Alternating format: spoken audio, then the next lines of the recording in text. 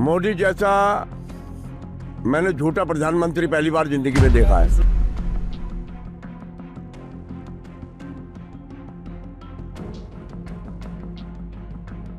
ये मोदी जी बोलते हैं ना, मैंने 35 साल भिक्षा मांग के खाया है, तो भिक्षा वाले को तुम वोट दोगे तो वो तुमसे भिक्षा मंगवाएगा।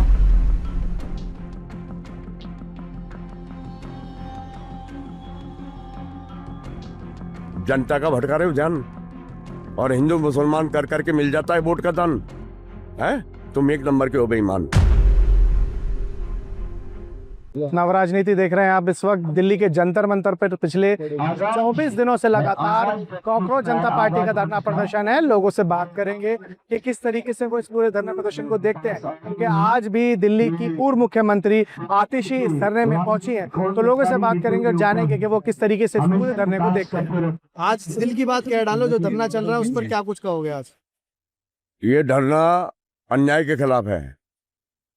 ये जो बच्चे बैठे हैं हड़ताल पर जी, मैं शुरू से आ रहा हूँ यहाँ पर जी, मैं रोड से निकल के जा रहा था, यहाँ शोर सुन के मैं आ गया जी। मैंने पूछा बेटा क्या हो रहा है, कहने लगा अंकल वो पेपर लीक हो गया, 22 बच्चों ने जान दे दी।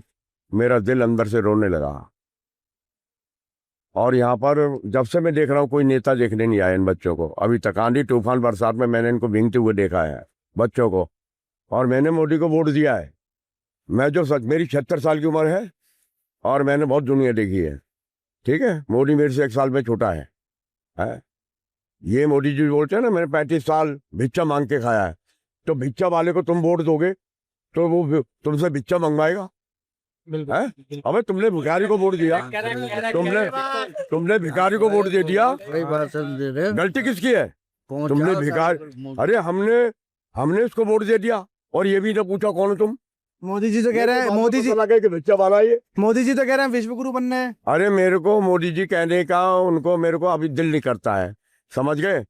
मोदी जैसा मैंने झूठा प्रधानमंत्री पहली बार जिंदगी में देखा है, ठीक है। जब से ये गद्दी पर बैठे हिंदू मुसलमान, हिंदुस्तान पाकिस्तान, मंदिर मस्जिद, बस यही भरा पड़ा है ज्ञान। और जनता, वही कह रहा हूँ कि 94, मेरी बात सुनो बेटा, जी, जी। जनता का भटका रहे हो ध्यान, और हिंदू मुसलमान कर करके मिल जाता है वोट का दान है। तुम एक नंबर के हो बेईमान। 94,000 स्कूल बंद कर हो चुकी है पहचान। मोदी के 12 साल देश का हो गया बुरा हाल, मंदिर का लुट गया माल। खाली पीली बजाते हो गाल, वाह मोदी वाह, तूने कर दिया कमाल। लेकिन वो तो कह रहे हैं सबका साथ सबका विकास सब। अरे सबका साथ सबका विकास नहीं, सबका साथ सबका नाश। सबका नाश, गुड गुड गुड। सबका साथ सबका नाश, और तुमने तुड़वा दिए गरीबों के आवास है। ये सब कुछ है बकवास। मेरा परिवार, मेरी गारंटी, विश्व गुरु, 56 इंच का सीना, ये गोबर भगत, ये अंध भक्तों ने रखा है इसका नाम। भक्तों ने अंध भक्त, सही बात। अरे कपड़ों से ज्यादा बिक गए कफन, अंध भक्त कहते हैं मजबूत हाथों में है वतन है। जब से मोदी जी बैठे मेरा परिवार, अरे तुम जाते हो कह के बाहर कि मैं जा रहा हूं बाहर, मेरे बाद में कर देना मंदिर का माल पार।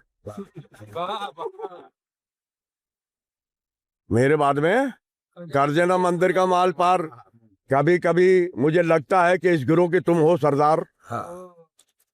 कभी कभी मुझे लगता है इस गिरोह के तुम हो सरदार है। मोदी की गारंटी, मंदिर में बैठ के बजाओ थाली और घंटी, समझ गए। 56 इंच का सीना, फिर यहाँ आने में छूट रहा है पसीना। हर देश में जाके कहते हैं मेरा इससे तो यहाँ पर नहीं आएगा, वो मेरी नजरों में है बड़ा कमीना। बहुत कमीना, गट गट गट गट। हर देश जाके कह रहे हैं मोदी जी मेरा पुराना नाम। कोई हसीना या मिल गई है तुम्हें कोई हसीना, जिसने मुश्किल कर दिया तुम्हारा जीना है। जो इन बच्चों को देखने नहीं आएगा वो मेरे नजरों में है बड़ा कमीना। और आपने वो कौन है, राघव चड्ढा, अरे भाई उसकी भी याद आ गई मेरे को। वो केजरीवाल की पार्टी में 1000 करोड़ के घोटाले पकड़ा गया। अब उन्होंने कहा चोरों की पार्टी, भाई मोरो चोरों की पार्टी तो मोदी की है, चलो घुस जाओ उसमें।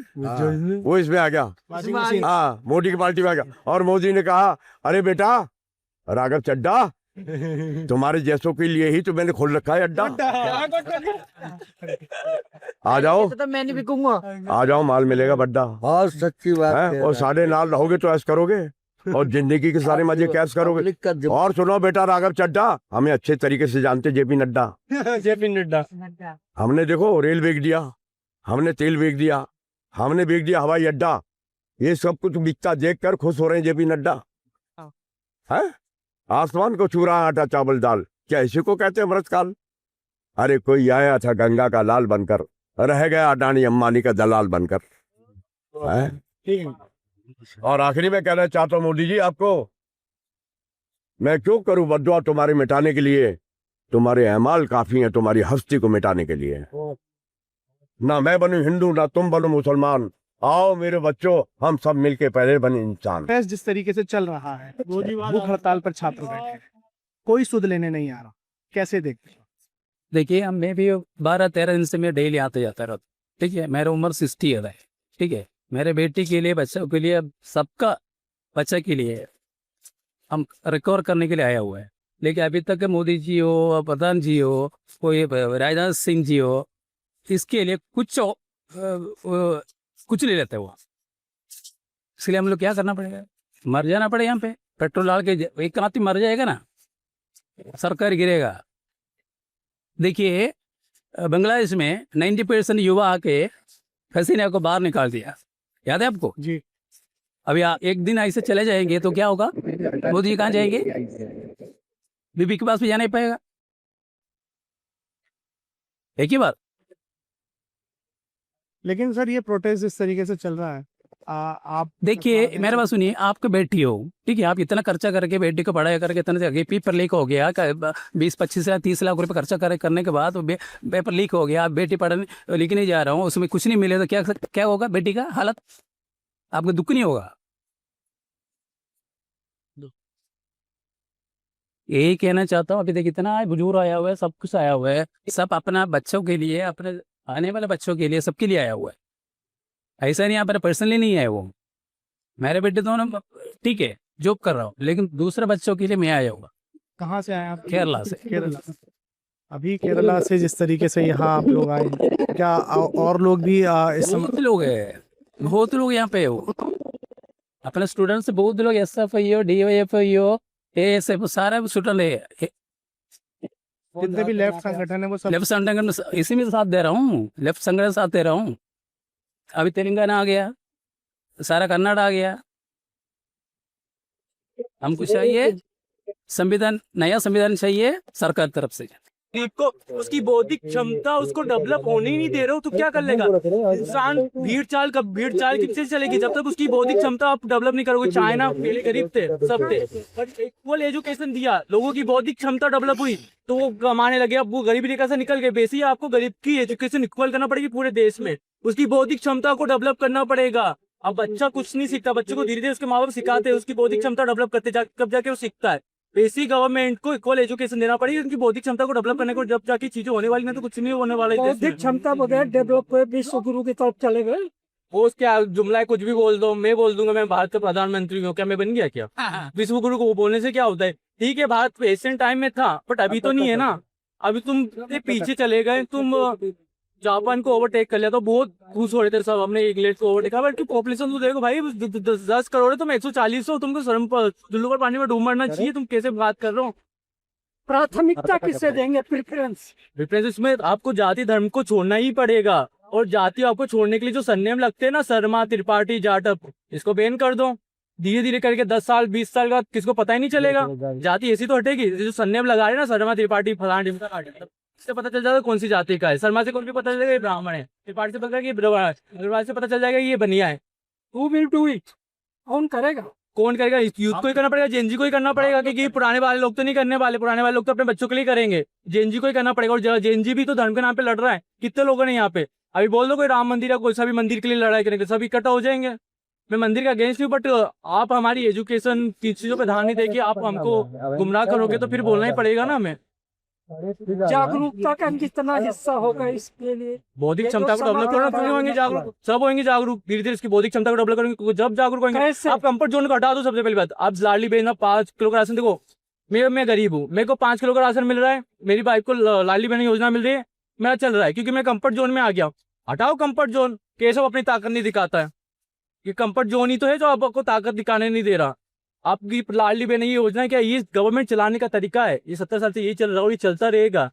आप उसको अच्छी एजुकेशन दो, उसको अच्छा हेल्थ केयर दो, उसकी जो भी है वो रोजगार है जिसको जीवन यापन करने के लिए जरूरी है वो दो। आपको जरूरत ही नहीं पड़ेगी लाडली बहन योजना, ये 5 किलो का राशन फलाना ढिमका की जरूरत ही नहीं पड़ेगी। एक तरफ गवर्नमेंट स्कूल बंद कर रही है, 94,000 स्कूल 2014 से अब तक बंद हो गए हैं, दूसरी तरफ आप शिक्षा की बात कर रहे हैं, लेकिन आप जैसे बहुत सारे जेंजी ऐसे हैं जो आज भी हाथ में पार्टियों के झंडे लेके घूम नहीं रहे भाई, हैं। हम तो नहीं लेके घूमते, हम तो लड़ते हैं अपने हक के लिए। और हम वैसे भी नहीं, इंदौर में भी मैं लड़ता हूँ, इंदौर से ही हूँ, इंदौर में भी हमने बहुत आवाज उठाई और यहाँ पे भी आवाज उठा रहे, और ऐसा नहीं हम चुपचाप रह जाएंगे। बट प्रॉब्लम ये है ना, लोगों को खुद को आना पड़ेगा आगे के। अब कितने कितने लोगों को धक्का दोगे, कितने को दोगे धक्का? जो जागरूक है वो तो बोलेगा, पर पॉपुलेशन उसकी ज्यादा है ना, वोट बैंक वो है जो धर्म के नाम पे लड़ रहा है, इनका वोट बैंक है। अब हमें कुछ भी कर लोगे फिर भी हमारी आबादी में हम घट जाएंगे, क्योंकि वोट बैंक के पावर के अकॉर्डिंग तुम बन जाओगे जो भी हो। इसलिए आपको राजनीति धर्म इन चीजों से ऊपर उठना ही पड़ेगा और राजनीति में एक्टिव होना ही पड़ेगा, क्योंकि ये आपका राजनीति आपका फ्यूचर वो बताती है जो भी है। आप बोलते राजनीति से दूर हो, मैं राजनीति करता नहीं, अरे करना पड़ेगा, क्यों नहीं करना पड़ेगा राजनीति? तुम्हारा फ्यूचर, बच्चों का फ्यूचर बर्बाद हो रहा है और तुम बोलो राजनीति नहीं करना, करना पड़ेगा। भैया आज 23 दिन हो गए और जो धरना प्रदर्शन चल रहा है किस ओर जा रहा है? हालांकि बहुत लोग समर्थन देने के लिए आ रहे हैं, लेकिन फिर भी नहीं हो पा रही है बात, ना ही प्रधान का इस्तीफा हो पा रहा है, ना ही देखिए धर्मेंद्र प्रधान की बात है, धर्मेंद्र प्रधान का इस्तीफा जरूर होगा, क्योंकि क्या है कि जिस तरह से सरकार पे प्रेशर बन रहा है, जो विपक्ष है वो विपक्ष पहली बार इस आंदोलन में दिखा कि एकजुट है। अभी देखिए आपने आतिशी जी आई, अभी उनके साथ 2 विधायक वर्तमान में विधायक भी हैं, संजीव झा जी और कुलदीप कुमार जी। संजीव झा जी बुराड़ी विधानसभा से, कुलदीप कुमार जी हैं जो कोंडली विधानसभा से है। तो अभी जो इस तरह का माहौल है, क्योंकि देखिए ये बच्चे इनके भी हैं, नेताओं के भी बच्चे ऐसे कि नहीं है बच्चे, और आम आदमी पार्टी हो चाहे बीजेपी, मैं तो बीजेपी के नेताओं से भी बोलूंगा आपके चैनल के माध्यम से कि देखिए आपके भी बच्चे पेपर देते हैं, वो बात अलग है कि आपके बच्चे विदेशों में पढ़ते हैं, वो बात अलग है। आप हमें जो अनपढ़ बच्चे उनको हमारे ऊपर थोप दिए जाते हैं, वो बच्चे बात अलग है कि आपको पूरी सुख सुविधाएं मिलती है। पर ये वे बच्चे हैं जिन्हें आज किताबों में होना चाहिए था, आज वे मजबूर है सड़कों पर बैठने के लिए, चाहे धूप हो, चाहे बारिश हो, चाहे आंधी हो, चाहे तूफान हो, अपनी मांग कर रहे हैं। मांग क्या है इनकी? धर्मेंद्र प्रधान इस्तीफा दे। और इस्तीफा क्यों दे? क्योंकि वो जिम्मेदार है। शिक्षा मंत्री का दायित्व होता है कि शिक्षा की परीक्षाओं को, यानी कि जो परीक्षाएं होती हैं तो परीक्षा ठीक करवाना, परीक्षा से ठीक हो रही है परीक्षा, नहीं हो रही, आए दिन पेपर लीक हो रहे हैं। अब एनटी का काम क्या है? नेशनल टेस्टिंग एजेंसी, उसका काम है कि पेपरों को सही करवाना, क्या करवाए नहीं करवाए।